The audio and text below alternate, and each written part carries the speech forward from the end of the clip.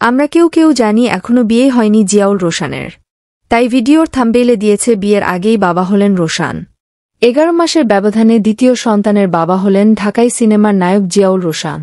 মঙ্গলবার 30 এপ্রিল রোশানের স্ত্রী তাহসিনা এশা একটি পুত্র সন্তান জন্ম দিয়েছেন। ছেলে দুজনেই সুস্থ রয়েছেন বলে জানিয়েছেন রোশান।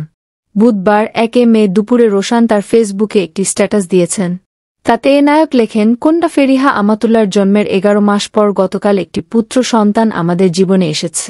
আমি সবসময় আল্লাহর কাছে একটি কন্যা ও একটি পুত্র সন্তান চেয়েছি। আলহামদুলিল্লাহ, আল্লাহ আমার প্রার্থনা কবুল করেছেন। সকলের কাছে দোয়া চেয়ে রোশান লেখেন, এশা ও আমার জন্য দোয়া করবেন যাতে আমাদের সন্তানদের সুখী ও স্বাস্থ্যকর জীবন দিতে পারি।